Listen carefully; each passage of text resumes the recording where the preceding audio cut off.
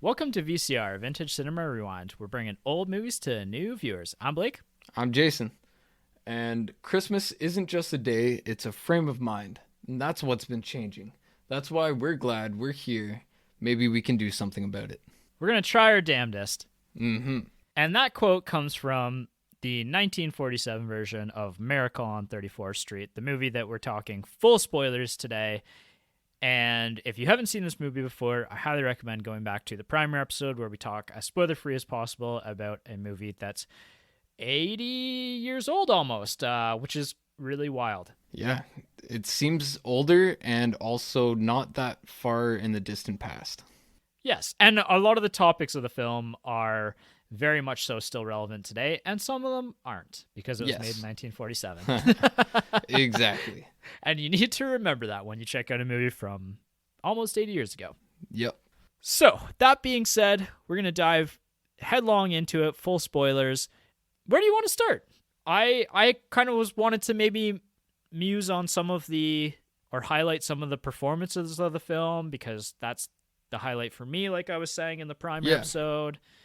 I would say at the beginning, just our introduction to Kris Kringle is pretty great because I really just assumed that it was actual Santa, and which you kind of think the whole time anyways. Right. But well, he just has the look, right? Like, yeah. I don't think there's any other movie Santa that quite looks like what, like, the old school Santa that I would have in my mind. Yeah. Like, he's not as, like, fake as some Santas that you've seen. Like, for example, like some of the Coca-Cola Santas with their, like, really, like, bulging cheeks and, like... Right. And also not the, like, modern, like, postmodern-y kind of Santas either, right? Yeah. Like the Tim Allen, the Santa Claus, like, take, or, you know, Bad Santa kind of style. Like, it's a very, very traditional Santa Claus. Yeah. He feels like the real Santa Claus, which is really absolutely does. great, especially in our intro as he's coming into New York. We see he's just on his jolly way. He sees a shop clerk arranging some reindeer in the window, and he like gets the clerk's attention is like Donner doesn't, like, he's not in that position in the lineup of pulling my sleigh. He's over there, and Prancer should be there. And it just like that and set the like mood star right keeps away. like, all right, old man, like, yeah, just he's keep like, okay, on walking. yeah, and especially he's referencing like that's not where like I would. It's like he is Santa. And yeah, like he's personally offended by it right off the bat, right? Yeah. Like he's like, this is awful. Why are you doing this to me? Yeah. Like, personally offended. But yeah, no, like, this is like the definitive Santa Claus performance. Like, as far as movies go, like, you can, you know, like we talked about this a little bit in the prior episode, you weren't necessarily as high up on this movie as I was. And, you know, you could argue that some of the movie doesn't hold up. Maybe like, I didn't have a problem with the pacing, but, you know, maybe there's a spot here or there where the pacing's not always, like, moving as quick as you'd like it to. But there is absolutely nothing bad you can say about the performance of Kris Kringle in this film. Exactly. Like, he's so jolly. He's so true to the idea of Santa Claus. He embodies the Christmas spirit in everything. And like when he sees the drunk Santa that's supposed to be the Santa for the Macy's Day float, he is just appalled that he's drunk, and he's going to make it right and make sure the children don't have any negative impression or any negative experience on such a great day for them. Yeah, and like you said, like, even though he's this older man, like, he's got this, like, youthfulness to him that also, like, carries the character along throughout the film. Like, it also kind of, it helps lend to some of the, like, more wild moments of the movie as well. Like, when he bonks the psychiatrist on the head, like, that felt like an honest reaction to a like, childlike Santa Claus, right? To be like, bloop, like, He wouldn't listen to reason, so he had to treat him like they were two kids on the schoolyard. Yeah, exactly. So it's just like, Oh, it's just a really really good performance that I'm going to talk about some of the other performances too after this, but it's what really holds the movie together is the belief that we don't honestly have a lot of evidence until the final scene of the film whether or not this man is just like a really good stand-in for Santa Claus or Yeah. if he's the real deal, right? Yeah, I guess until that very well, no matter what, it doesn't matter what's proven or not. It's all about the belief. Yeah. And but you could come away with this either way. Yeah, honestly, you could, and that's kind of what's cool about it as well. Is that like maybe this is just like a crazy old man who, really embodies what Santa is, and you could kind of just be okay with that as well. Yeah. Know what? This is actually a really good movie for like let's say like an older sibling who knows the truth. They think they know the truth, but their younger sibling doesn't yet.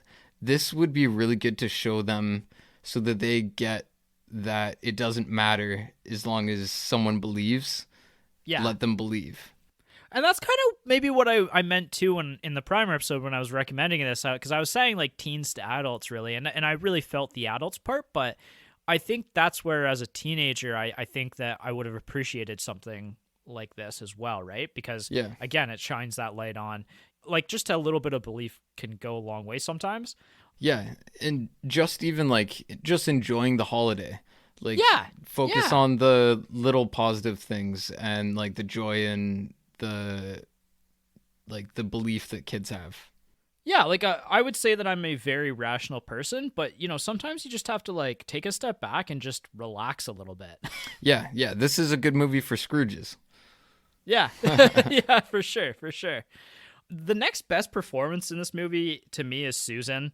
She's just an absolute Natalie Wood's just an absolutely adorable child. Like she's so cute. Like, her interactions with almost I think every single other actor in this like are really big highlight moments and she's utilized really well, right? Like I think that in the 1994 version, like I as a kid, saw the character or the actor playing Susan, who actually was from Matilda. Like I think that's where you're gonna know that actor from. Right. But like I looked at that as like a kid's movie and like I was supposed to connect with that character. But I don't think we're ever really supposed to connect with Susan. I think really or in a way that maybe we connect with her in like a nostalgic, like looking back at our childhood kind of way. But Susan's just like a really well utilized character for driving the narrative and all the rest of the characters through the story. Yeah, and she mentioned in real life that she thought that was Santa at one point during filming. Like she didn't know not to believe that, even though like there was all this like she was in so many scenes where she had to try like she was portraying a rational child. But she was like, I know this is fake. I'm just faking it for the cameras because that's really Santa. Yeah. I mean, you can't really fault her, right? Like, Yeah. if I was 8 years old and I spent a lot of time with the actor playing Kris Kringle, like I would have been like, yeah, this is Santa. Yeah. And what a cool memory though as a kid though as Yeah. well, right? Like being able to be like, yeah, like the OG Santa was my Santa growing up. Yeah, exactly. Just on her performance too, like she was so like she seemed so genuinely suspicious of anything that was like make believe. Like she fully portrayed her part perfectly to be that pragmatic child, even though she believed that guy was Santa. It's just like she did great. The end scene when she got the house and oh my god, it's so cute. Like and she's like, does it have a swing? It has a swing. Yeah, like I teared up. Like that was perfect. Yeah, so did I a little bit. Yeah. My next favorite performance is actually Fred. I thought that Fred's character was really like really fleshed out really well. Like I thought like he really genuinely wanted to help Kris Kringle out. Yeah. He's using Susan to get to Doris, but he also does genuinely like spending time with Susan. Like he's just, I don't know. There's something about the way that he's portrayed that I thought was really effective as well. He's charming and disarming.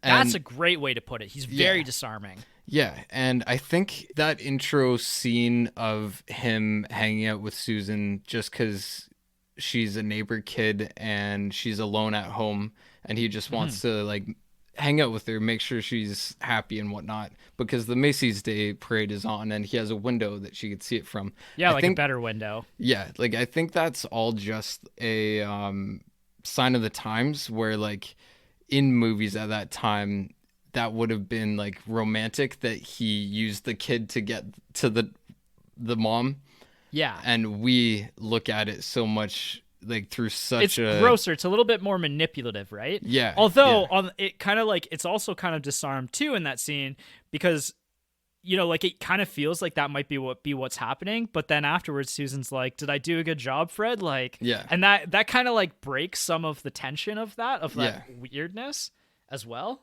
exactly, yeah. And there's a few scenes that made me question like wow, like the times have changed so much. The other one I guess would be when Chris Kringle stays at Fred's house and they just share a bedroom together, and Hmm. like that seemed natural to them, but when I was watching it I was like did people really like just meet a stranger and then invite them in and they're like, oh, I have an extra bed, I like mean, just I feel stay in my like room. traveling hobos was more of a thing back then, so I don't Yeah, know, maybe. It was also weird because Fred has like a two bedroom like or not a two bedroom, a one bedroom, like two double bed, beds, yeah. right? Like in a room together. Like that was really strange. It seemed like he like just moved in and it was furnished or something, and Maybe, yeah. maybe like you can overthink it, but it was still like an interesting throwback to something like it made me question like what was it like back then. Yeah, yeah, that's a good point. I think that, like Doris's performance as well is really good, but I think that she's just kind of the other performances are just a step above her. Like I'm always going to remember Chris Kringle's performance. Susan's absolutely adorable. I really really liked Fred, and then Doris is good, but like it's a movie full of really powerful performances. Yeah, yeah. Almost no characters take you out of it. Like the Macy's guy, he was a good portrayal of a capitalist, and but he still had that's where like whoever Chris Kringle interacted with, he softened them a little bit, Yeah. which was Well, great to see from each of the characters except for the psychologist. right. Yeah, yeah. Which he just like he gives him kind of a chance, right? In the first Yeah. scene that he shares with them, and then when he fully like realizes that this character is kind of irredeemable, he Mm. bumps him on the head. Has nothing else to do with them. But what I actually want to take a step back. What you're saying about the capitalism or the capitalist look at this movie, I think that's something that's really interesting to discuss today Yeah. It's a huge theme. because yeah, it's a massive theme of the film, and it's also like it's just a really interesting look to reflect back on like almost 80 years in the future, like the ideas of capitalism at this point in time and the capitalist view of Christmas, because up until you and I just started recording this, we didn't know, you and I didn't even know how far back Christmas as a capitalist vehicle Hmm. has been around for, right? Yeah. It's really fascinating, and that's where the janitor has like a really good line of like it's just all about a buck kind of thing, like Yeah. make a buck. Like that's a Yeah. really good scene. I thought it was really fascinating that like he says to Chris Kringle, like the store manager says to Chris Kringle, like, I want you to, this is the list of all the stuff that we haven't really sold yet. Like, this Yeah. is kind of what you need to push for us, kind of thing. Yeah, we And bought too then, many of these toys, so you have to push them on the yeah. kids if they don't know what they want. And as a note, like, this is where I think the screenplay, and I'm probably going to bring the screenplay up a few more times in the story is really tightly written, right? Because Mm. it explains like, okay, well, Chris Kringle doesn't really share that opinion. Like he finds that pretty gross and capitalistic. Hmm. And so as Santa in the store, he's telling people, "Oh, like your kid wants this toy. We don't have that here, but oh, this toy's you can pick this toy up just down the street at what's the other store called? Goebbels? Goebbels, yeah." So and he's just like recommending other stores, right? And so from a capitalist standpoint, like that's a big old no, right? Like why would you send somebody to go to a different store because you can't buy that. But like Yeah. it actually, as a long-term idea, it's really cool, and it plays out in the film that everyone's just like, oh, like I'm really grateful that like your Santa Claus is so helpful to us, because Yeah. like we really want that toy. And rather than being greedy, you're sending us to a store that actually might be able to carry this for us. Like it's really helpful. It's a really human experience that you're kind of sharing with us here, right? Yeah, exactly. And like we really get to see that scene where the like Macy's, like the owner actually, or the president, whatever, It was the actually owner. Yeah, the HR Macy. Yeah, Macy. He's like RH Macy, sorry. yeah, we'll basically pretend that we're putting the public before profit. That's like what we'll say, even though that means like we'll make more profit than ever by doing that. Yeah, like that line was great. But yeah, the just overall that scene was pretty awesome.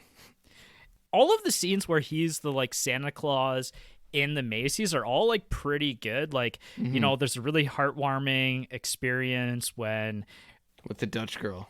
yeah, with the Dutch girl, like that's a really genuinely nice scene, right? Like where this girl has just been adopted. Like this is post-war America, and she's lost her parents in the war. She's been adopted by these Americans, and she doesn't speak any English, and like it's this really sad story. And then like the woman's like like she just wants to like sit here with Santa, like that's all she wants right now, right? Yeah. And then Santa whips out his like full Dutch language. Yeah. Did you look up what he actually said or what she asked for?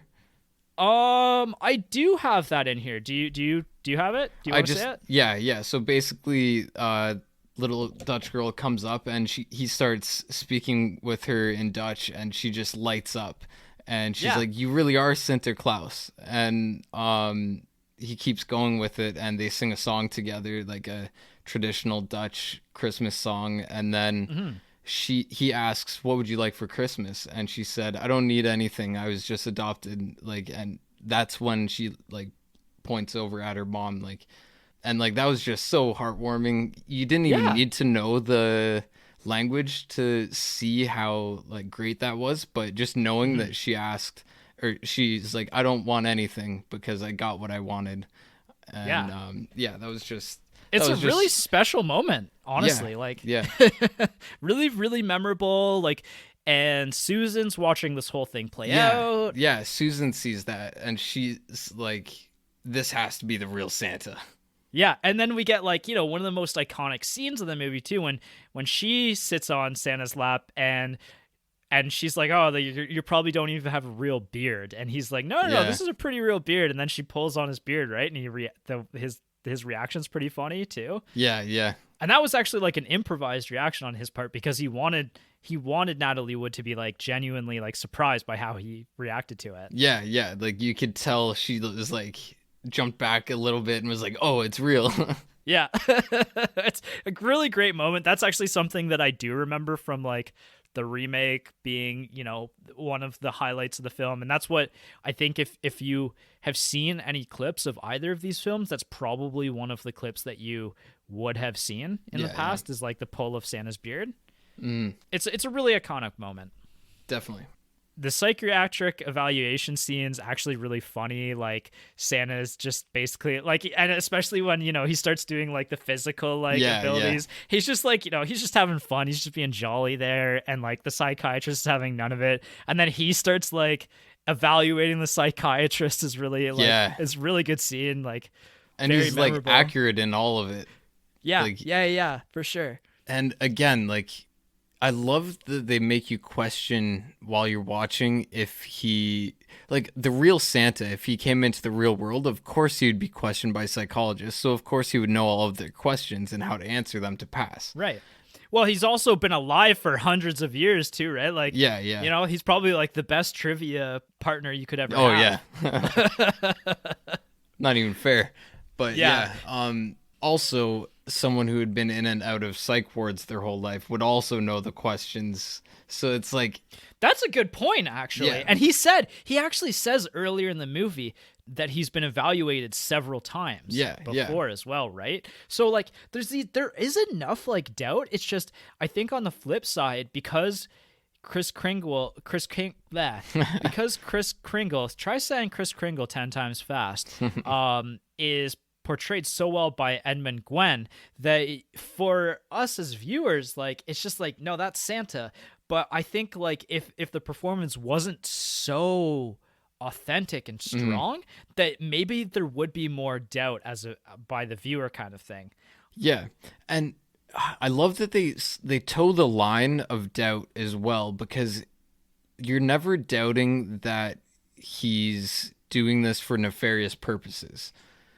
Not that you have to, I guess, but like he's potentially pretending to be the actual Santa Claus, and you might think that he's pretending to be insane for gain or something like that.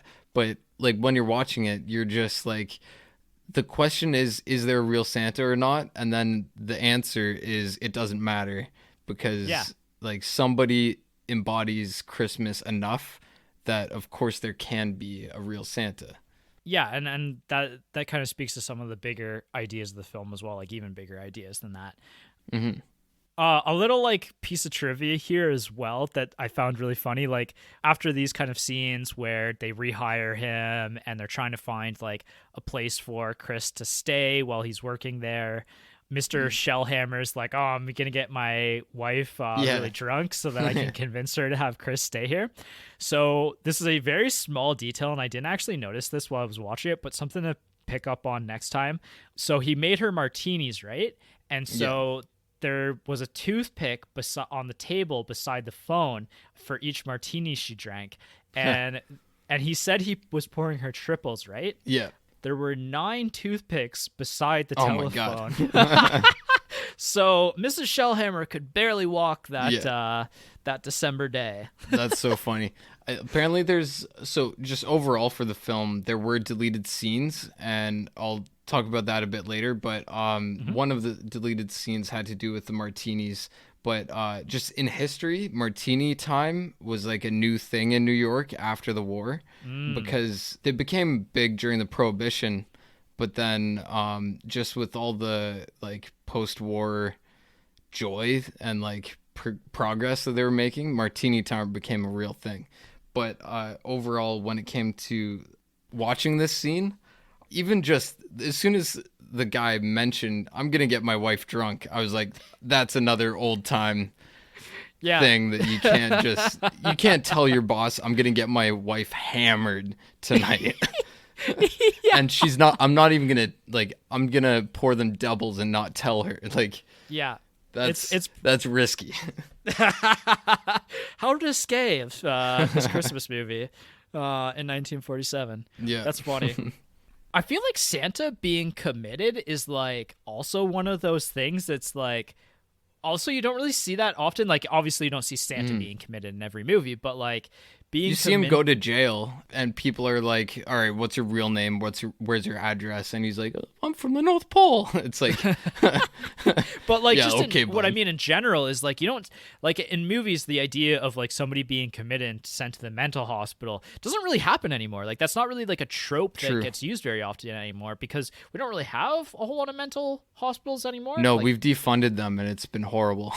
Yeah, that speaks to a bigger problem in the world. That's for sure. Yeah.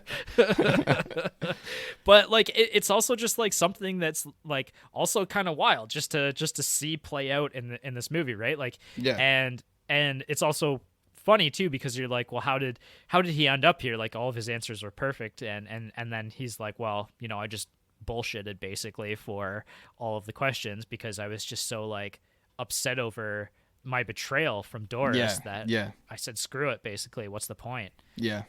And that's really the lowest point that Chris has in the entire movie, right? Like, and it's Fred freaking Fred. I love Fred. Yeah, yeah. Who like pulls it out, right? Where he's like, I'm gonna like, I'm gonna be the one to represent you. I'm getting you out of here. Like, we're bringing Christmas back, kind of thing. He even quit his law firm because they were like, you're going too far with this. And he's like, if you can't believe in something while you're within your work, then why are you working with those people or like in that system? So he was like that's pretty progressive as well, just like believing in people.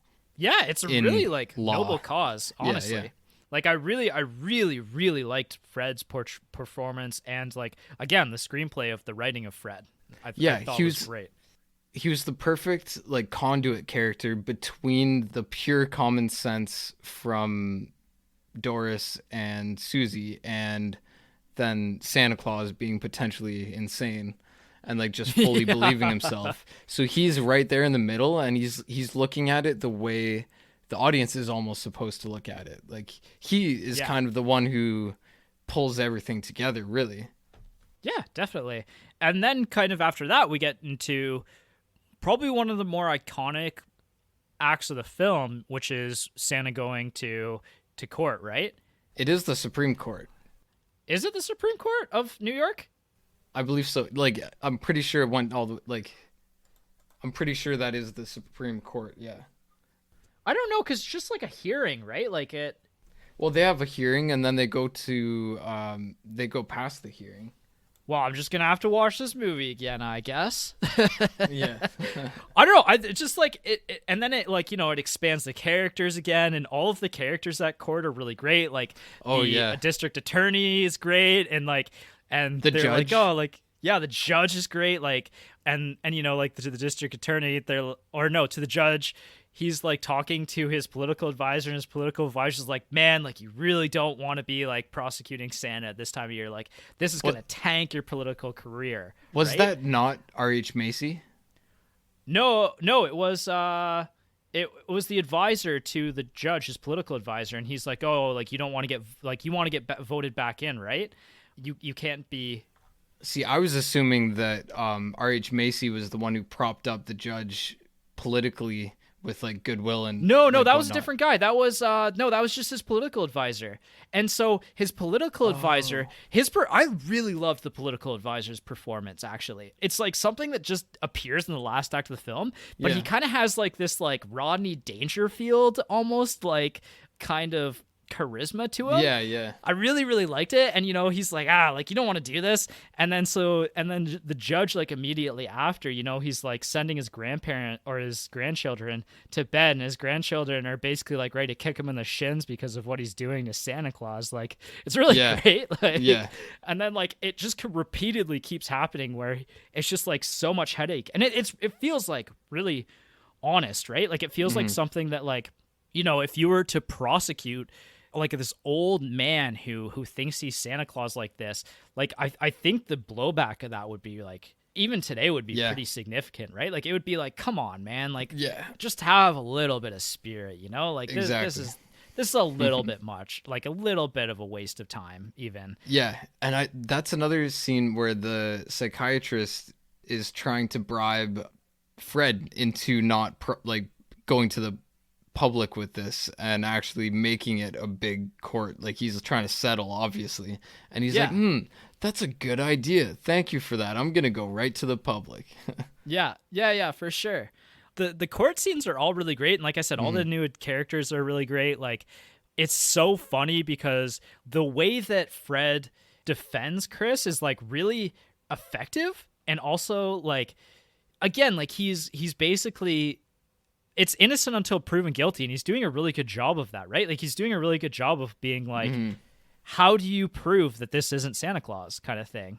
And then they kind of eventually they flip it back on him, right? And that and they bring up a really good point, and they're like, well, like you could have 1 million people come up here and say that this is the real Santa Claus, but you're not really presenting proof other than like children's belief systems, right? They're like, bring me some concrete proof. And even a step back to that, like just as a side note, the kid who goes up there, the district attorney's kid, like Jimmy. Absolutely adorable performance. Yeah, great performance. He actually on the spot came up with the quote, because my daddy told me so.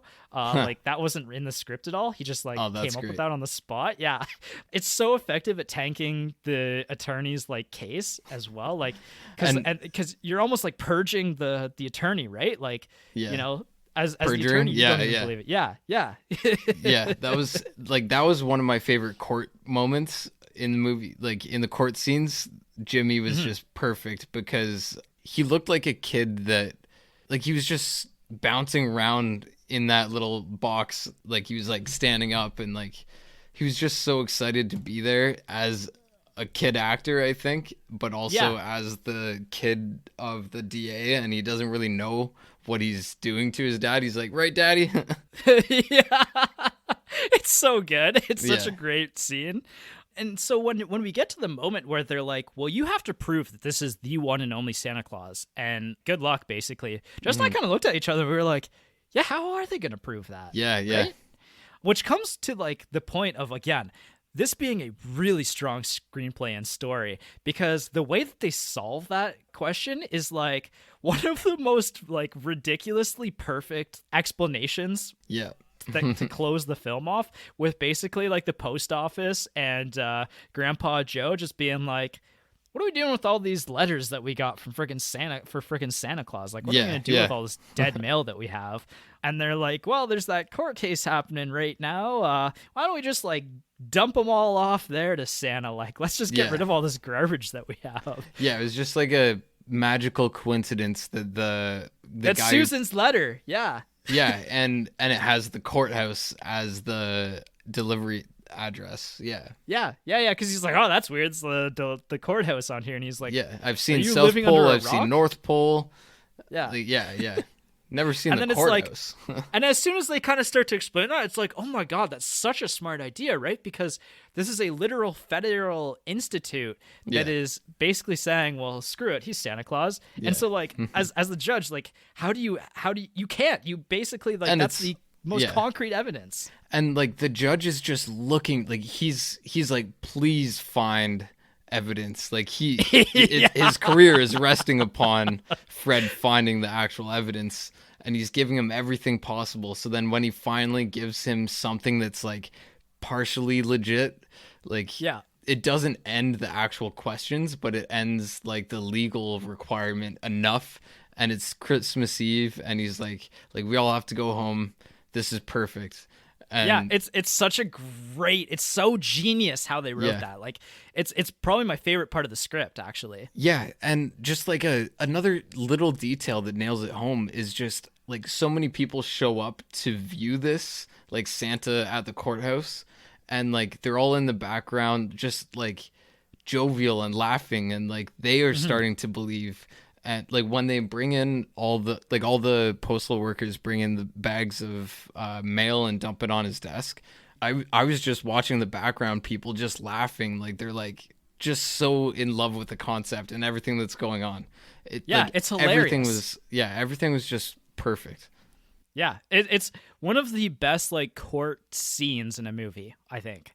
Yeah, it's up there. Yeah, and then like, you know, we just get a really great like ending where, you know, he basically like sends them on this like, oh, like this is gonna take you less time to get home if you go down Yeah. this route kind of thing. Because earlier in the movie, we haven't talked about this at all, Susan drives a hard bargain to Yeah. like be convinced that he's really Santa Claus, right? Hmm. But you do believe her, right? Like she pulls out this the thief style picture of you know, what she wants from her life, and it's this like house, and she, you know, wants a family like in this house kind of thing. Yeah. Yeah, and like that's so genuine, especially for a girl like as pragmatic as she has been. Yeah. Like she's like, this is my only wish, and if Santa can do it, then I'll believe fully. Yeah. And it's something that as people in our 30s who live with our parents still, it's also something that you can really connect to. Yeah, yeah. I would love a house. Santa, please bring me a house. And again, like it's really heartfelt moment, like you said, like I got a little emotional at the end where she's Mhm. like literally runs into the house and is screaming like, does it have a swing? Oh my god, it has a swing! Like, There is one. There is one. Yeah, yeah. yeah. Oh, And it's like right before that, after the court case is won, Fred goes back to Doris's house, and she's like, "I never really doubted you. It was just my silly common sense." I love that line. Jess had a good laugh at that line. She was like, "Oh, like now, women and their silly common sense." Yeah. But like she was pure common sense, and then now she sees how silly it can be when applied to certain scenarios. So yeah, yeah, but for sure. yeah, funny scene either way. Actually, that I was almost gonna begin the episode by saying as well that you could almost like turn the last scene into a horror movie where the his Santa's cane is like sitting on there and they're just like looking at horror like, oh Yeah. my god, He's in the house. He's been watching us sleep this whole time. When I was just doing research, there's a Conan like late night show bit where they redid the scene where Kris Kringle bonks the psychiatrist. He says the line like, "There's only one way to deal with guys like you," and then in the clip that they edited, they just had him pull out a gun and shoot him. It was like really the Home funny. Alone, like and keep the change, you filthy animal. Not quite. It was just a pistol, but they fair they enough. blended it so perfectly. You have to watch that clip. All right, send it to me after. All right, I will. I'll link it in the description maybe too. Nice. This is actually kind of closing out some of this. This is something that I actually didn't notice, but just reading about the movie, it's a nice little detail.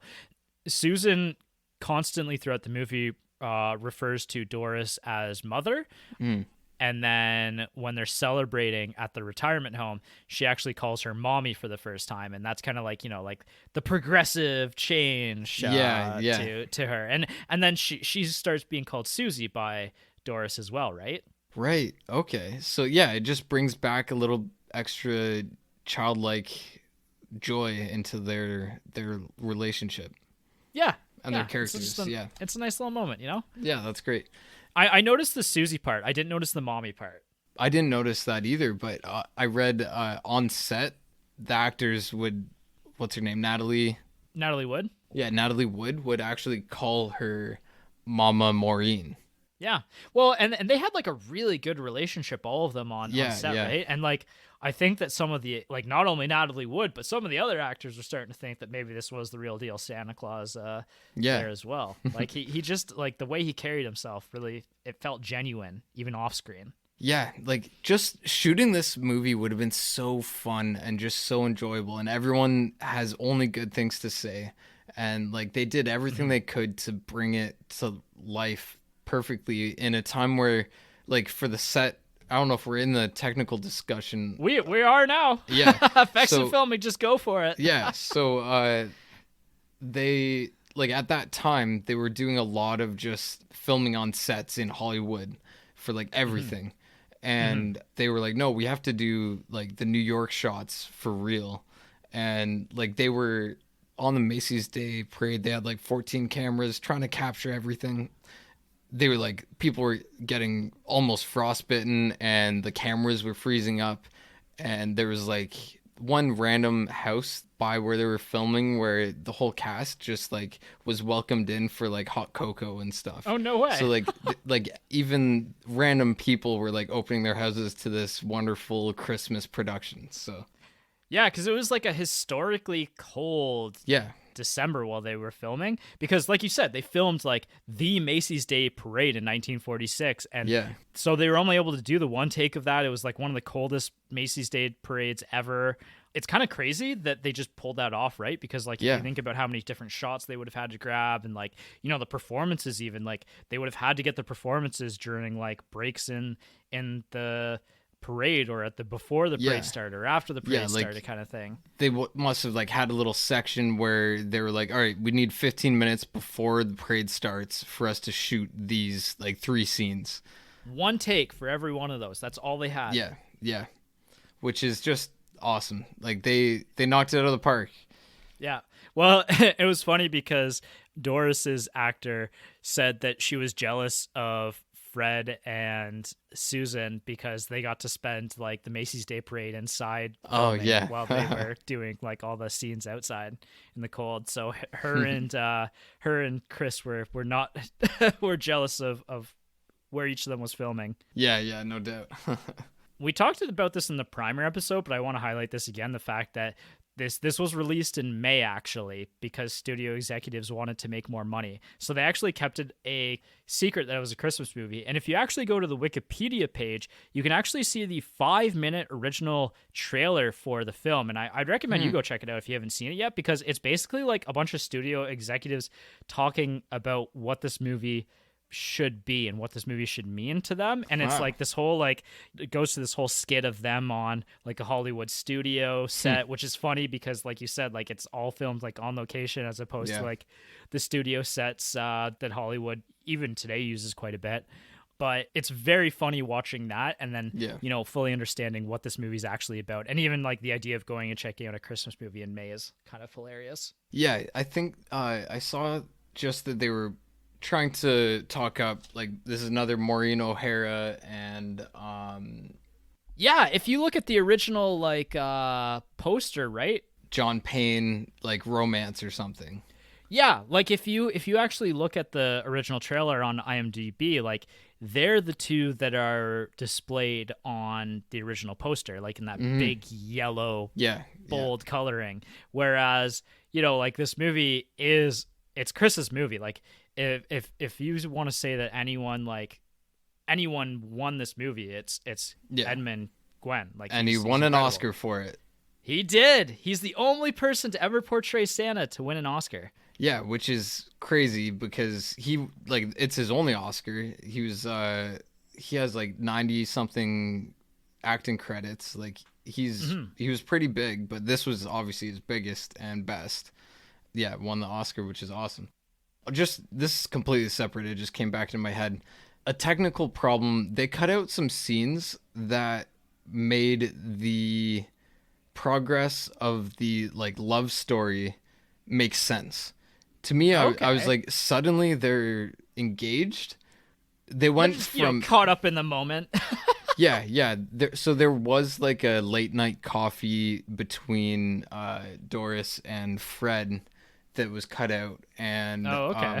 and then also there's a scene where Chris Kringle actually was like following them and like setting them up, even like Oh. setting them up like to cross the line and become a couple. Right, and also like he's trying to fulfill Susie's wish too, right? He's playing it out.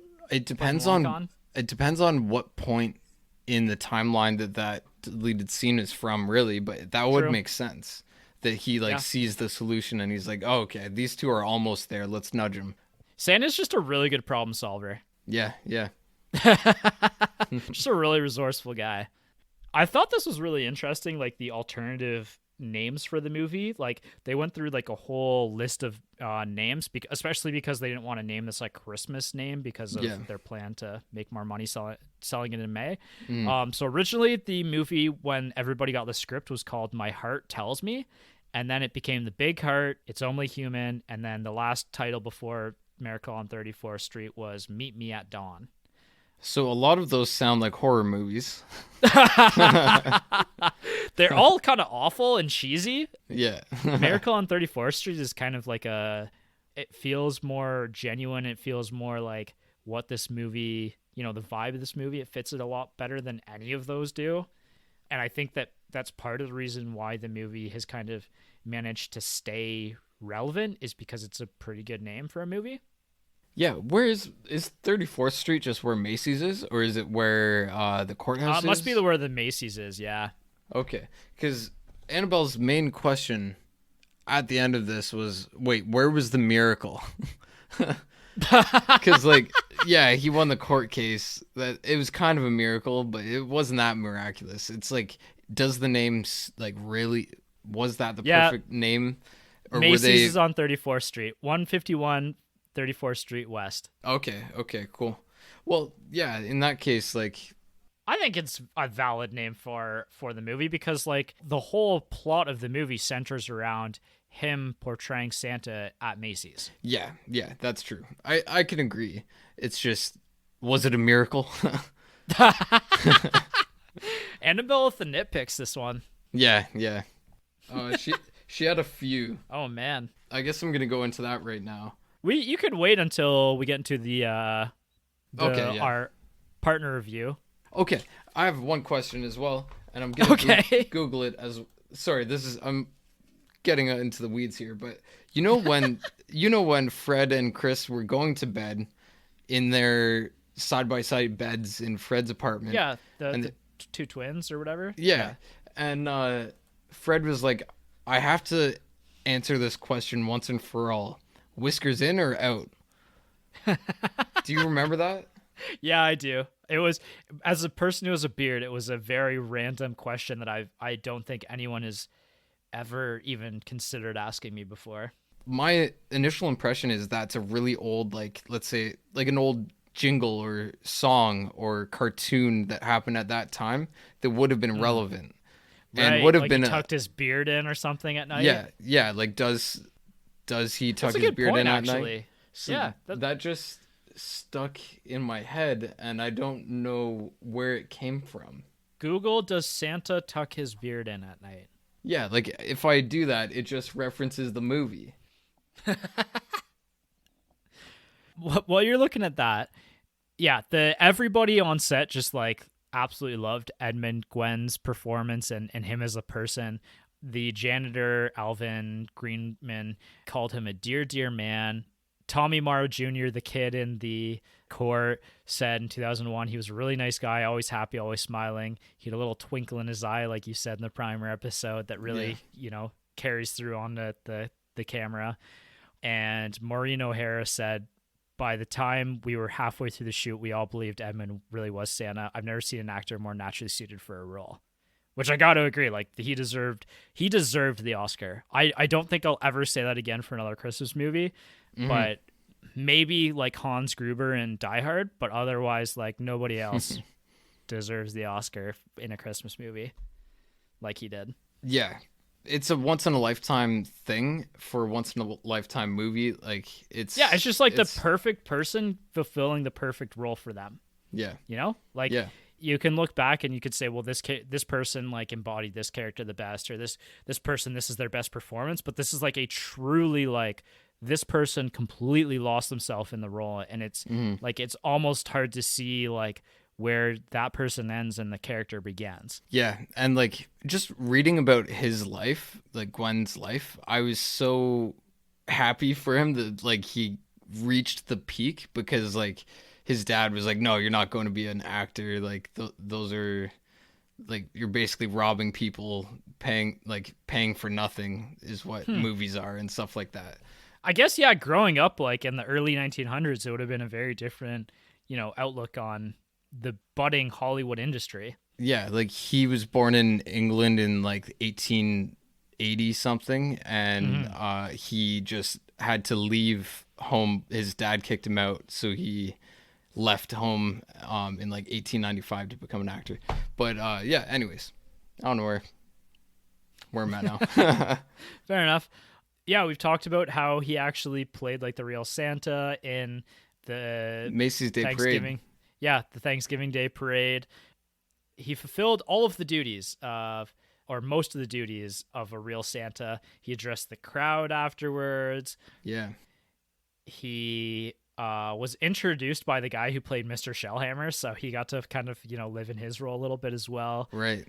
He got to unveil the mechanical Christmas display that they had in the window at Macy's then, and that was kind of like their symbolic gesture of opening the Christmas season in New York.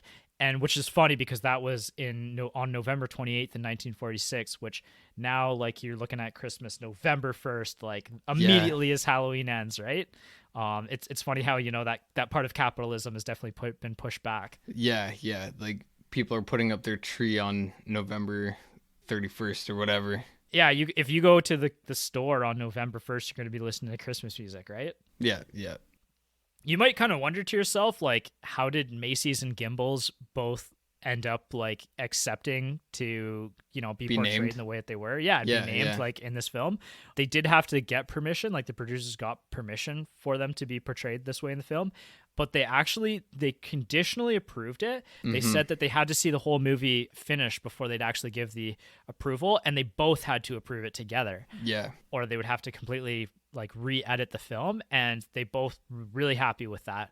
R.H. Macy, they wasn't actually alive at this point in time either. Like he died like 70 years before this movie was made. So wow, it's kind of just like just like, one of those makes it a little bit more Hollywood to have R.H. Macy there. Of course, yeah. Yeah, and I really like the scenes where the two heads of the companies were interacting with Chris because like it's really when they funny. when they were talking about the check. Yeah. Like that was awesome. They're just like competing with each other to like make Kris Kringle happy. Yeah, he's like, well, why don't I write you a check for it right now? And then the other guy's like, and I'll match the rest. And yeah, it's great.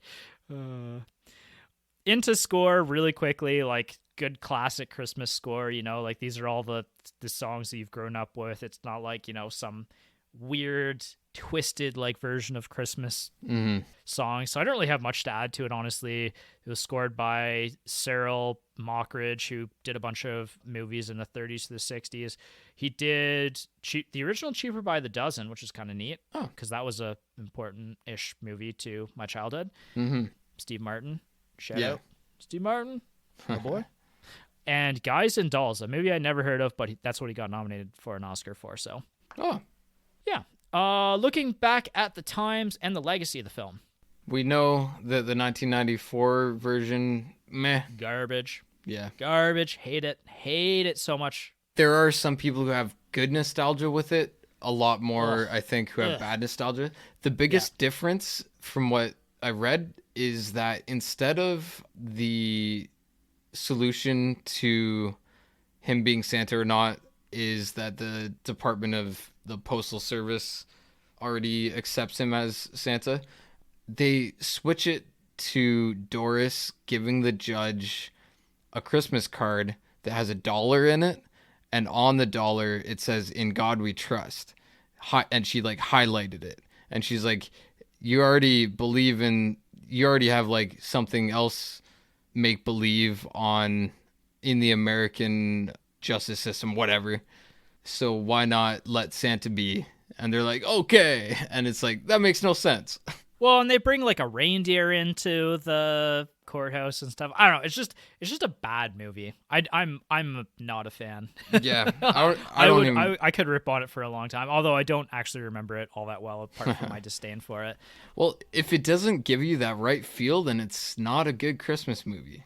Yeah, 100%. As a side note, Jess and I watched The Brothers Grimm this year because we were scrolling through and Jess was like, oh, like it's Matt Damon and Heath Ledger movie, and she's a big fan of Heath Ledger, and I was like, oh, I remember really despising that movie as a kid.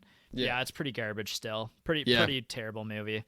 Just doesn't work in any regard. But back to Miracle on 34th. So Maureen O'Hara, kind of reflecting on this movie later in her life, in her autobiography, she said that everyone felt the magic on the set and we knew that we were creating something special. I'm very proud to have been a part of a film that has been continually shown and loved all over the world for nearly 60 years. It's endured all of this time because of the special relationship of the cast and crew, the uplifting story, and the message of hope and love which steals hearts all over the world every year. I don't think I will ever tire of children asking me, are you the lady who knows Santa Claus? And I always answer, yes, I am. What would you like me to tell him? just really heartwarming. Yeah, that's sentiment great from her. There's a weird, like, this is kind of goes back to like those things that they bring up in like this movie from the 40s that you kind of almost have to think like, am I not in on the joke anymore? When the doctor brings up the point of the Russian prince, and who's a restaurant owner kind of thing. That's a real story, actually. Like, that's a real famous Hollywood story from the 40s. The guy's name, if you want to look this up, is Michael Romanoff. And so he owned this restaurant in Hollywood that was really famous at the time. And he said that he was a a Russian prince, but he was just basically like a con man. Yeah. Who just, I like, he saw that tells as all well. these wild stories. Yeah, it's really cool. Yes. Yeah, you That's could read pretty. into his backstory online. It's really interesting. Yeah. Was it New York though? I thought it was New York. No, it was It's Hollywood. Okay, Yeah. right. And like I kind of alluded to earlier in the episode, the idea of Doris being a divorcee was like really taboo at the time. Like they actually got a lower rating for the film because I think it was probably the church morally objected to it. I believe Maureen O'Hara was a divorced mother. And that's Like in real life? Yeah, I think it was in real life she also was. Oh, wow. Which is like part of why she did so well in it, I think. Like she was embodying that character quite well. Mm-hmm. Oh, you know when they were chewing the gum? Like Santa and Susie were chewing gum? Yes. Like she just put it back into a box in her drawer. Yeah, that was Like, weird and gross. yeah, did they used to just chew gum over and over and over?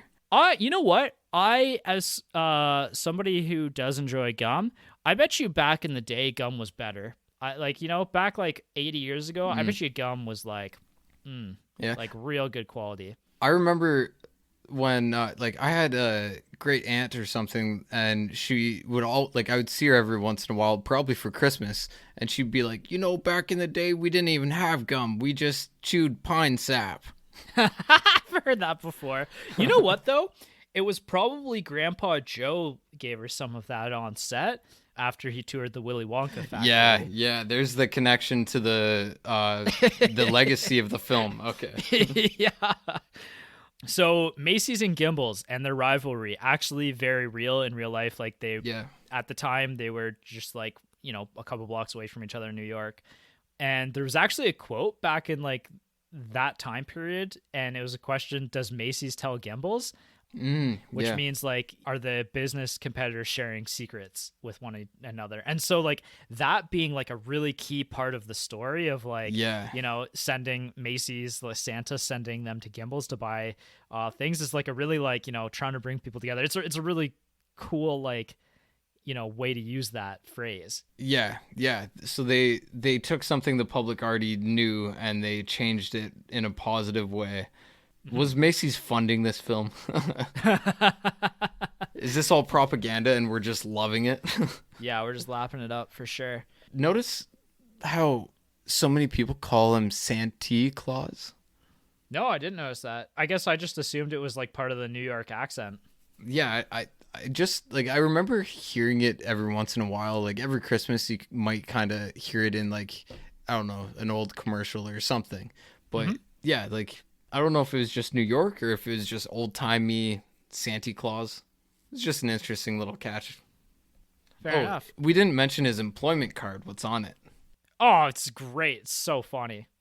His next of kin are all of the reindeer. Notably not Mrs. Claus, which is even better. Yeah, where was she?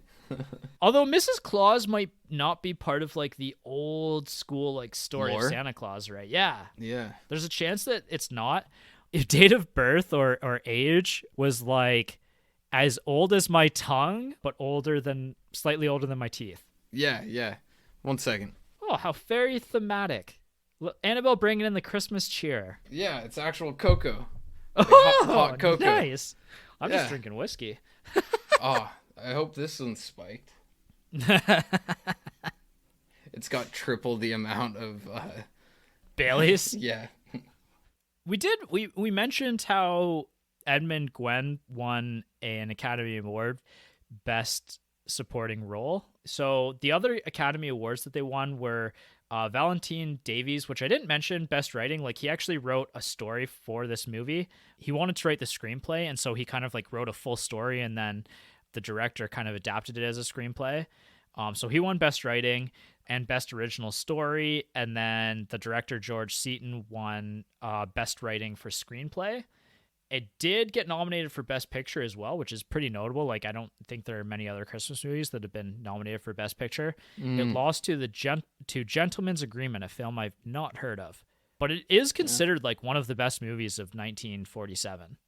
And I mean, I fully agree with that. I really had a lot of fun with this one. Yeah, and I was trying to come in and be a little more critical because I did see a few flaws here and there, but I can't hate this movie. I can't dislike any of it. I liked it. I love it.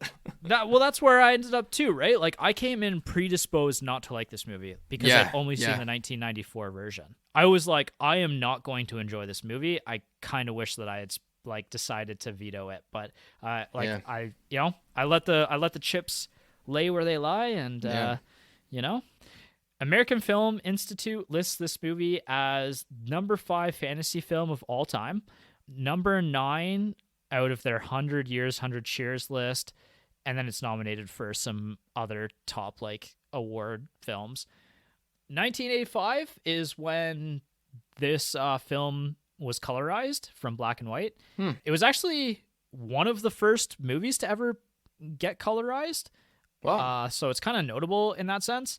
It took 4.5 months to do. And now, if you're buying the movie, if you're picking up the Blu-ray of it, it actually comes with both the black and white and the colored version, most likely. Oh, that's great. Yeah, so you can check out both of them. Again, though, like you and I both agree that this is, like, I haven't seen the color version of this, but the black and white just really adds to kind of that like old school growing up as a kid, like watching, the Christmas Carol or something like that in black and white. Yeah. And what was that other? Oh, A Beautiful Life?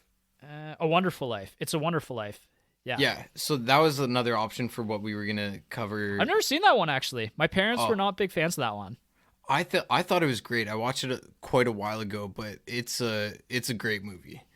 Yeah, we'll do it maybe next year for the podcast. Yeah, and like I like that we did this one because I hadn't seen it, and it fully embodies, like, especially like watching it in black and white, it embodies that nostalgic childlike feeling of Christmas. Yeah, like I'm actually going into this Christmas probably more jovial than ever before because I started watching this. Yeah, no, honestly, like that's a good point. I'm probably similar. Like I really, really like this, and that gets into our personal reviews and the partner factor. Honestly, I had an absolute blast with this. Like so did Jess. Like her and I were both pretty gripped the whole movie. Like it's only an hour and 35 minutes or so. Yeah. So it's not like it's a long movie either. And we were both just fully hooked. Like there was never a time where my mind was really swaying. Like I think there was one time early in the film where I just had to Google something because I was so interested in something going on. It's, for me, like this is honestly like probably a top 10 Christmas movie for me now. It's not my top like 3, but it we'll see. Maybe it moves into top 5. Get a couple more Christmases in with this one. This is a really, really, really good Christmas movie. Yeah, like I can't say where it fits because I don't classically like loved watching Christmas movies, but like there's Home Alone and Christmas Vacation. Yeah, like there's a few there, so like yeah, it's in the top 10 probably because I only have like 6. Yeah, true. That's fair. For me, like honestly, like my favorite is Christmas Vacation, Die Hard, probably Home Alone not long after that kind of thing. The first Harry Potter for me. Yeah, you could consider that a Christmassy movie. Happy Christmas, Harry. Happy Christmas, Ron. I think we talked about this like 2 years ago, but Eyes Wide Shut, I don't think we're not saying Christmas movie. Oh, yeah. I don't know. We both love that. I got to revisit that one again. Yeah, like that was a great movie. So I have like Annabelle didn't get into it. Maybe she wasn't primed and ready to watch. She didn't have the Christmas spirit like Jess and I did. Yeah, exactly. So she, at a certain point, she's like, this is boring. There's just lots of men who look the same in too many offices and not enough miracles. Just not pulling any of the like punches. Yeah. I should have made her some cocoa and told her, and maybe I should have watched the colorized version with her. Then she might have been more into it. She's a little bit of a miser. Yeah, only for this one. Actually, I'll say as well that Jess doesn't usually let me turn the lights off while we watch movies, even though, in my opinion, that's the best way to watch a movie. I wouldn't trust you in the dark. I am sneaky, but we have the Christmas tree up now, and so we I convinced her that it would be fine if we turned the lights off because the Christmas tree was giving off some light. Yeah, and it just like it again made it like more Yeah. Yes, more set to the mood that way, for sure. What about your thoughts? Give me your thoughts. And then after that, tell me Annabelle's gripes. I basically said hers, and I Oh, think I've okay. said mine as well. But like, yeah, overall it was good. I really liked the characters. I liked like the setting. Just old New York is always Mm. great, Mm-hmm. and like it made me want to dive deeper into like what I saw in the background. Like at one point you see a GM building. I was like, I wonder if that's still there and what it looks like, or like what that Right. corner looks like now. What does Macy's look like on the outside now? Yeah, so I got pretty into that, and like I shed a tear at the end, so obviously it was a good Yeah. like heartwarming movie with good performances. I think Annabelle was coming into it judging it, so like Has that's she where seen the 1994 version? no, I don't think so. Okay. Okay. So she She hasn't been spoiled by that either. yeah, I think maybe she did, but like she doesn't remember too much of it or anything, like no clear memory of it. But Yeah. I think overall she would be a good representation of the modern audience going into this cold Mm. where they might be like turned off by it and be like, I don't know. I'm not going to finish it. I'm going to go watch Home Alone or something else. But I think if a modern audience is primed properly with some cocoa and some Christmas lights Mm-hmm. and the idea that like, hey, this is a like actually really heartwarming, great Christmas movie that will give you some nostalgia and childlike wonder, Yeah. then it's definitely holds up. And, hopefully we sold audiences on that in the primer episode. Yeah, I hope so. Otherwise, I think that's it. So we're getting into the end of the year, end of 2023, which means we're going to be doing our top 5 movies of the year. The rules of that being that it has to be your first or second viewing of the movie that you put on your top 5 list Yep. to kind of make it, so that we're not picking The Godfather every year or something like that. Yeah. And it makes our list really creative, I find, and it also makes it somewhat difficult when I watched like 100 movies this year. Yeah, I started off the year strong, writing down every movie I watched, and Yeah. dropped off quickly, just like every New Year's resolution. Yeah, true, true. I think I did a pretty good job of remembering them, but honestly, like if you don't remember the movie, was it, that good? Like I think there was one movie that I maybe would have considered a little bit more last year for my top 5 if I had remembered it, but then again, I didn't remember it. So does that Mhm. speak to how much I enjoyed that movie a little bit, Yeah.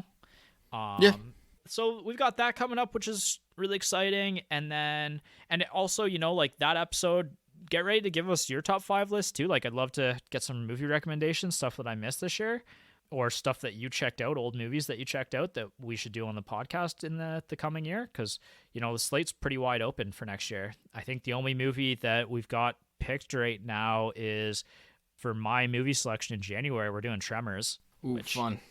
yeah. Have you seen Tremors? No, I have not. So fun I've fun seen. story about, Yeah, sorry. you know what, I'll share my fun story about Tremors when we do Tremors, but it's significantly better than you might expect. But anyway, so yeah, throw out some of your favorite movies that you watched this year, and who knows, maybe I'll get to them before we record that episode. Although Yeah, yeah. Merry Christmas. Merry Christmas, happy holidays, happy New Year. Don't forget to tell your dad about us over the Christmas holidays. Yeah, he's seen these and loves them. All of these Yeah. movies. Yeah, maybe he shed a tear as well. Your stoic father shed a tear over this child in her swing. All right, well, we'll see you next time. All right, bye.